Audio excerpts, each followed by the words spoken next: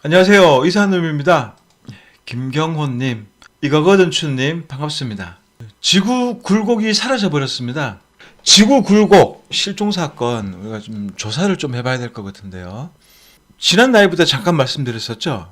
햄버거를 우주에 올린 풍선으로 해가지고 그것도 둥근 지구 보여주면서 이거 도대체 어떻게 된 거냐? 지구가 평평하다 하면서 이건 도대체 어떻게 된 거냐? 이런 식으로 말씀하시는 분들이 여러 분 계셨어요. 그분들이 뭐 일부러 농담하려고 하는 건가 생각했었는데 그게 아니라 그런 분들 나름대로 진지하게 330피트에서 드론이 360도 촬영을 한 거예요. 굉장히 멀리까지 수평한 걸 볼 수가 있습니다. 360도 한 바퀴 도는데 완전히 평평한 거죠. 자, 여러분들 이런 사진 보셨을 거예요. 이런 사진 이제 플레더스들 이제 뭐 기본 어디서 보더라도 성층고까지 올라가서 비행기에서 보던 땅에서 보던 산에서 보던 어디서 보던 간에 지구가 굴곡을 보여주지 못하고 평평한 것을 볼 수가 있는데요. 누가 봐도 이건 평평한 거잖아요. 네, 끝도 없이 올라가면 올라갈수록 지평선이 눈높이까지 끝까지 올라오면서 수평한 땅을 우리한테 보여주고 있습니다. 사진이나 이런 영상 하나만 가지고 완전히 둥근 지구는 끝나는 거거든 사실은요. 그런데 둥근 지구 믿는 분들은 어떤 증거를 제시해도 내놔도 무시해버려요. 무조건 둥글다로 확정을 해놓고 살다 보니까 이런 거 눈에 들어올 이유가 없는 거죠. 이게 무슨 평평한 지구의 증거냐 하면서 그러면서도 엉뚱한 소리를 자주 하는데요. 주로 어떤 소리 하냐면은 땅이 평평하면은 우주에 나가가지고 평평한 거 사진 찍어서 보여줘 이렇게 말하고 있습니다. 성층권이니까 우주잖아요. 풍선 띄워가지고 이렇게 평평한 거 보여줘도 이런 것들은 그냥 다 깡그리 무시해버립니다. 그러면서 어떤 사람이 어안 렌즈를 써가지고 왜곡되어진 둥근 지구처럼 보이는 성층권 영상 올라오면은 이거 봐라 지구가 둥글지 않냐 하면서 즐거워하고 그런 말도 안 되는 영상을 왜곡된 영상을 보면서 행복해하는 거죠. 진짜 실제로 행복해합니다. 하늘 위로 얼마를 올라가든 올라갈 수 있는 한계점까지 올라가도 땅은 화면 중앙까지 올라옵니다. 원근법 때문에 그런 거죠. 자, 그리고 여기 보더라도 지금 이 얼마나 긴 거리입니까? 이 옆으로 긴 거리가 완전히 수평한 거예요. 이 레벨의 확장을 통해 가지고 화면 밖으로 쭉 나가면은 끝도 없이 평평하다라는 것을 우리가 충분히 인지할 수 있겠죠. 근데 둥근 지구 믿는 분들은 이런 거 보면서도 이렇게 지나가서 화면 뒤에서 이렇게 꺾일 거야. 이런 식으로 둥근 지구로 이렇게 꺾일 거야. 또 이렇게 생각하시는 분들이 있단 말이죠. 하지만 아무리 올라가도 땅은 평평합니다. 수평선은 당연히 평평한 거는 말할 것도 없고요. 또 수평선까지 관찰자 시점으로부터 수평선까지 얼마가 되었던 간에 역시 평평한 화면을 보여주고 있습니다. 자, 태양 얼마나 가까이에 있어요. 태양이 저 멀리 있는데 이렇게 측면으로 보이는 게 아니고요. 태양이 여기 바로 밑에 있어요. 저 화면 앞에 지평선 안쪽으로 한 1cm 정도 안쪽으로 해서 이 부분쯤에 태양이 떠 있는 거예요. 하지만 멀리 있으니까 좀 아래로 떨어져 보이는데 실제는 이보다 조금 더 높게 떠 있는 거죠. 누가 보더라도 이것은 1억 5천만 킬로미터에 떨어져 있는 태양이라고 볼 수 없는 건데 과학에서 그렇게 배웠다 보니까 이렇게 가까이에 있는 태양을 보면서도 1억 5천만 킬로미터에 있는 태양이구나 하고 우주 판타지에 빠져버리는 겁니다.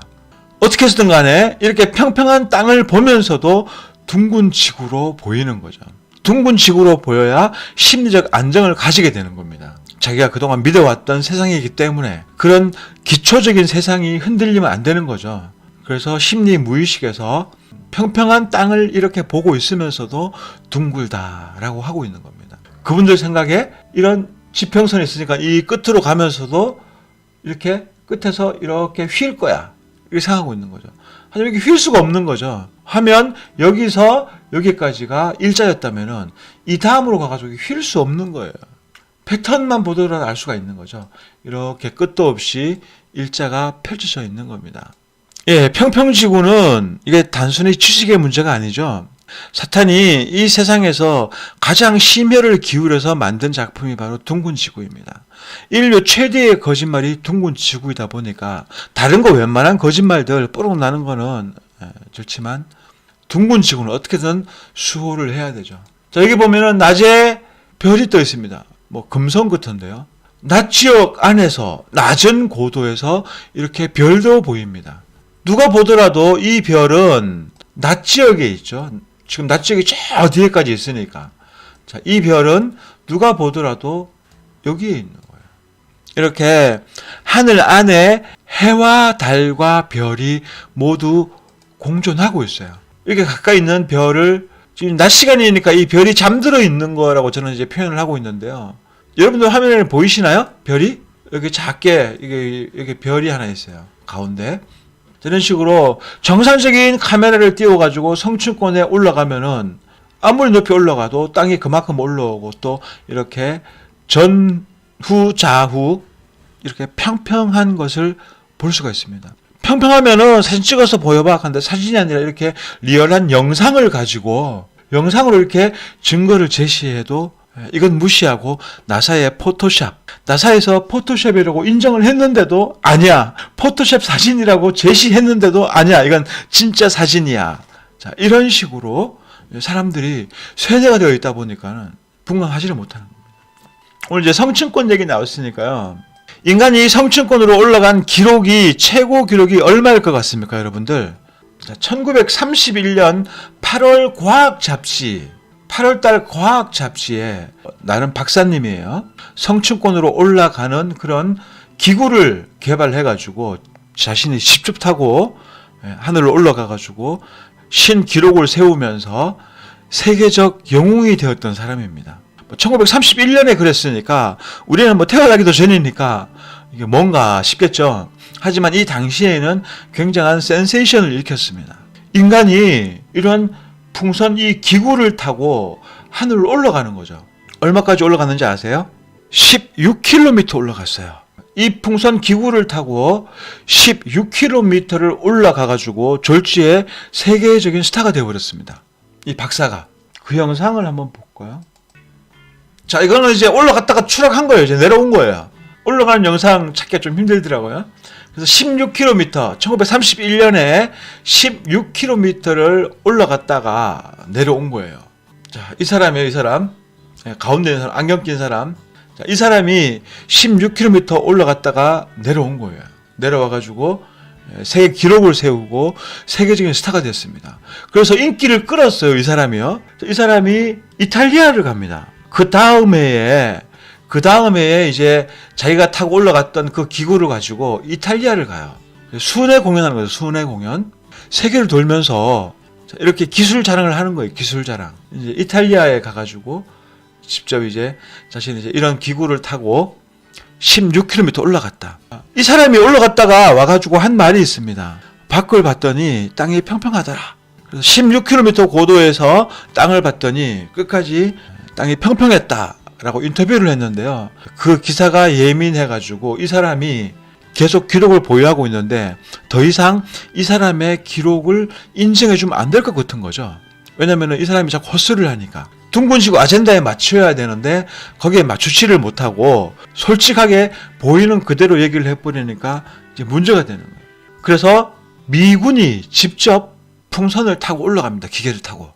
미군 2명이 1933년에 올라갑니다. 자, 이건 이제 12km까지 올라가요.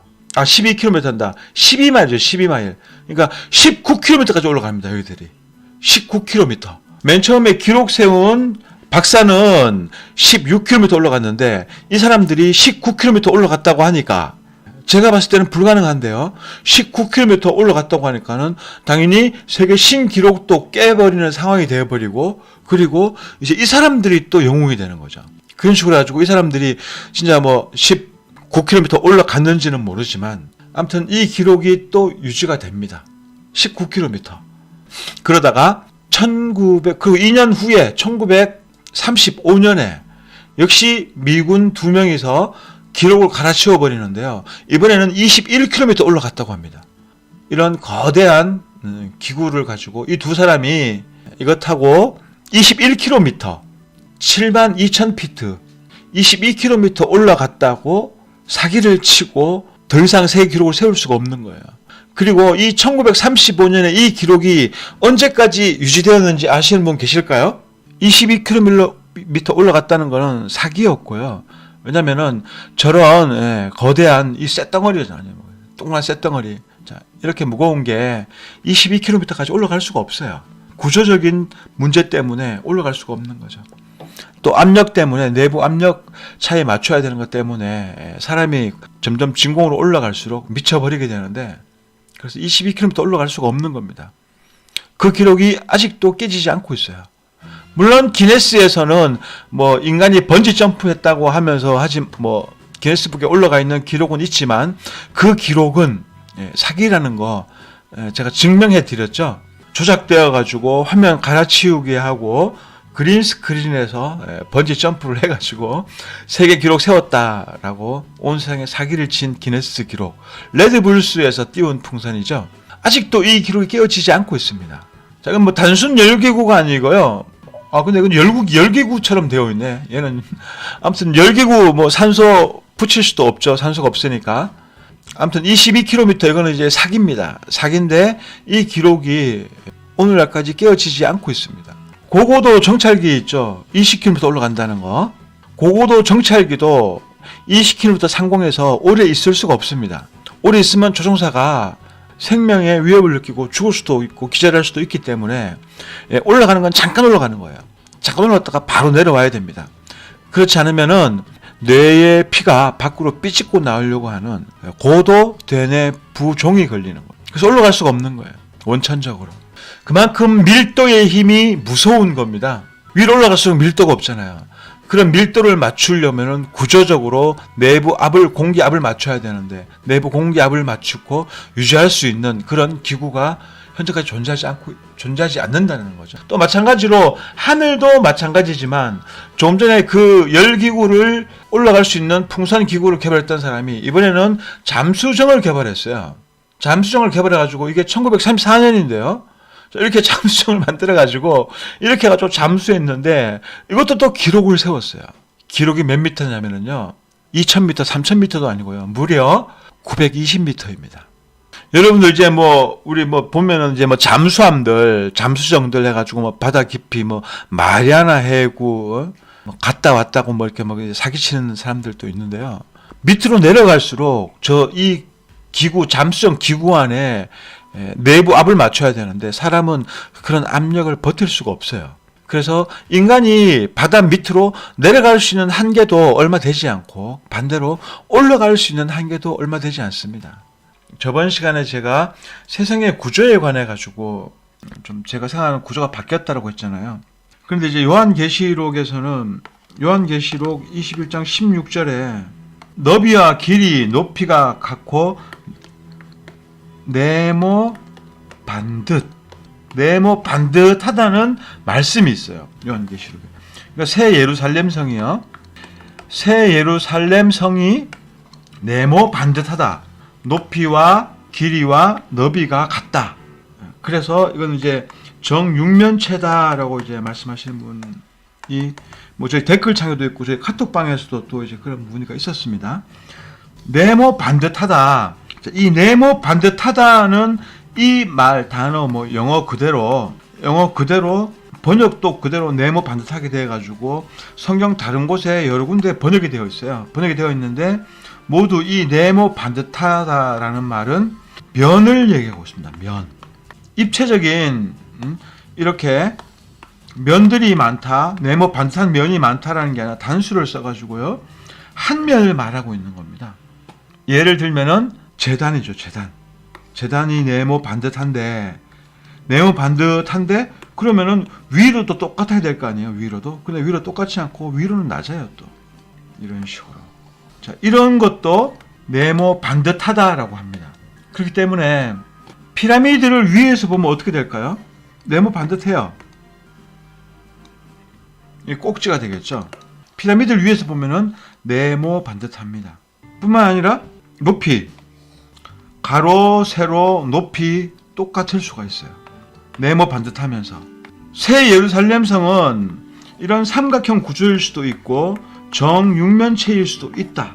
자, 그런데 제가 이제 저는 이렇게 생긴 것 같아라고 얘기하니까는 사람들이 기분이 나쁜 거예요. 기분이. 왜 기분이 나쁘냐면은 이거 피라미드 일루미나티, 사탄 시다바리들이 좋아하는 거잖아요. 이거 피라미드를요. 그러니까는 왠지 불경스러워 보이거든요. 예, 구상이님, 바닥이 네모 반듯하다라고 쓸 때 네모 반듯하다라고 성경에서 여러 군데서 표현을 하고 있어요. 정육면체에 관해 가지고 바닥이 네모 반듯하다라는 말을 쓴 게 없더라고요. 네모 반듯한데 가로 세로 높이는 틀린 이런 경우도 있고요. 새 예루살렘성이 이렇게 생겼다라고 하면 기분이 나쁜 거예요. 기분이. 왜냐면 막 피라미드 재수가 없거든. 권력자들이 다 같이 막 이런 손 모양 핸드 사인으로 제스처를 하고 있으니까 기분이 나쁜 거야. 새 예루살렘성은 이랬으면 좋겠다라고 하는데 기분 나빠할 필요 없어요. 이게 삼각형이라고 해가지고 이런 피라미드 구조가 사탄의 것이 아니잖아요. 삼각형이든 동그라미든 네모든 오징어 게임이네 이거 완전히요. 무슨 도형이든 간에 다 하나님 만드신 거예요. 하나님 만드신 거고 모양이 이렇게 생겼던 저렇게 생겼던 그 모양 때문에 다만 일루미나티가 피라미드를 지금 아예 그냥 잘 써먹고 있으니까 오징어 게임이 네모, 세모, 동그라미잖아요. 근데 이 세상의 구조가 또 이거더라고 공교롭게. 땅이 원형이잖아요. 그래서 위에서 보면 땅이 원형이고 땅에 네 모퉁이가 있어요. 그러니까 동그라미 네모가 있고 옆에서 보면은 삼각형이 또 있는 거죠. 삼각형이. 그래서 오징어 게임이 결국 우리 사는 세상을 갖다가 네모도 나오고 세모도 나오고 동그라미도 나오고.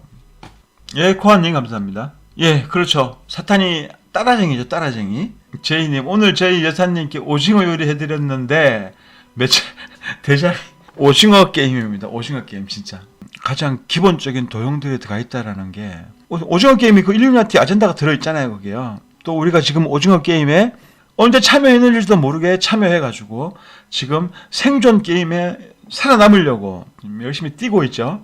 점선면, 네모, 세모, 원, RGB 333이네요. 333. 에베레스트 높이까지 헬기가 날 수가 없다는데 비행기도 그 높이까지 비행기는 더 높이 올라가죠. 에베레스트는 8,800m잖아요. 8,800m인데요. 헬기도 올라갑니다. 헬기 기록이 그보다 더 높아요. 더 높지만은 그만큼 위험하죠.